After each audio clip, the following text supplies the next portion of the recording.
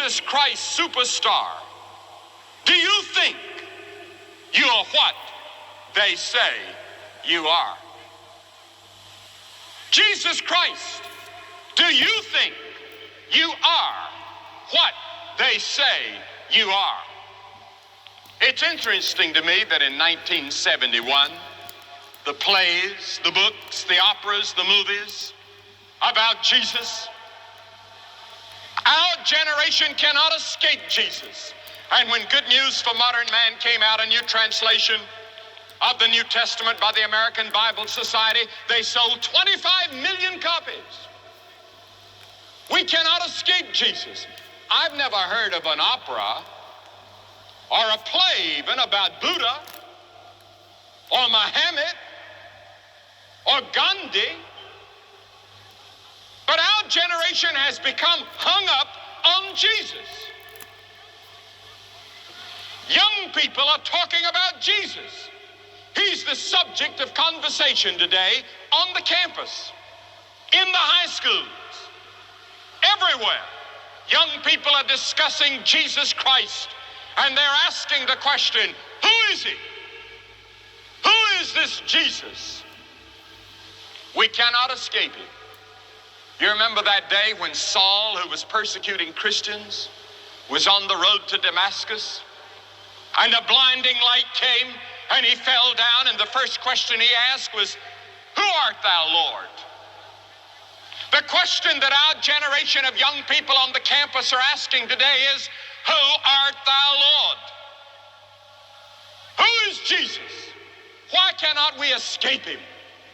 Why is he in our conscience and in our mind so that our plays and our poems and our operas are about him?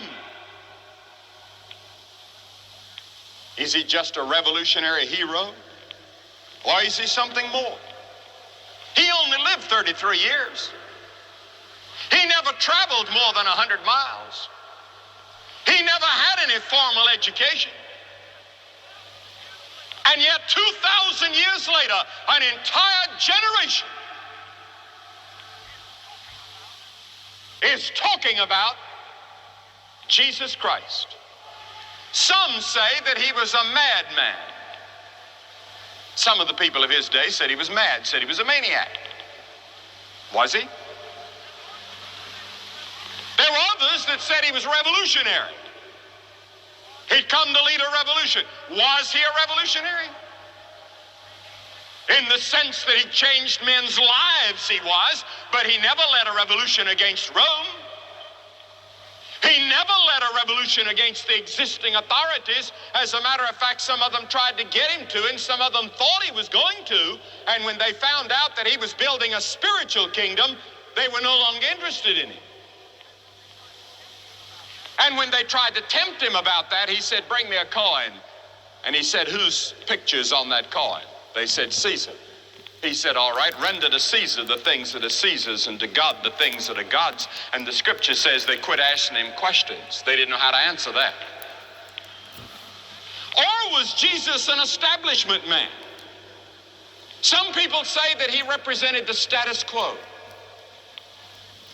Some people say that Jesus Christ is the one upon which Western culture has been built, and that America is really Jesus' organization on earth. Well, I want to tell you, if his organization depends on the bureaucracy we've built up in Washington, we're finished. There's not much hope for the world. Jesus Christ is not the establishment Christ. He's building another kingdom. He's building an eternal kingdom. And then there's some people that say that he was the first hippie. They said he had long hair, went around with his disciples in a commune. You know, actually, we don't know what he looked like. We don't know whether he had a long beard or not. Those are just pictures that artists have painted. We think he did. We don't know whether he had long hair or not. He probably did, because the people of that day, that was the style, but we don't know. We don't have a picture of Jesus, and God did that purposely so that we would not be worshiping an image. because God is a spirit and must be worshiped in spirit. And then there were people that said that he was deliberately evil, that he was an evil man, that he was a devil. What was he? That's the question. Jesus Christ, who are you? Who is Jesus? We can't escape him. We try to run from him, but there he is. He keeps popping up everywhere. Our greatest philosophers write about him. Our greatest historians write about him. Our greatest poems and plays are about him. Our greatest architecture is about him, even in the Soviet Union. You go to the Kremlin. I've been in the Kremlin, and it's all filled with paintings and pictures about Jesus. You go anywhere in the Soviet Union, and you'll see images and art, and much of the music has to do with Jesus. They can't escape him. Well, we know some things about him. We know he was a man. Jesus was completely human. He was representative of man because the Bible says he was identified. He was numbered with the transgressors. We know that he was hungry. We know he got thirsty. We know he got tired. We know that he had the joys of friendship. We know that he wept at the tomb of a dead loved one. We know that he had all the characteristics of a man, and yet, very interestingly, the Bible says that he never committed a sin.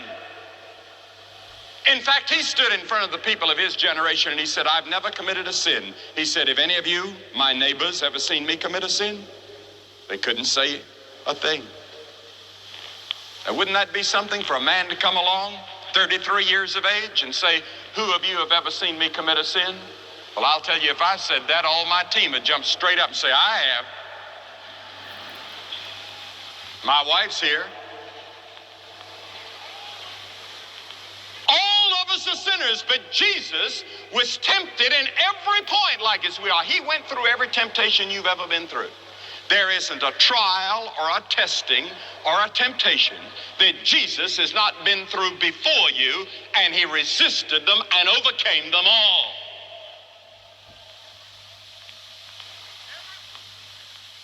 Everyone. He was a man. Just like you. But he was more than that.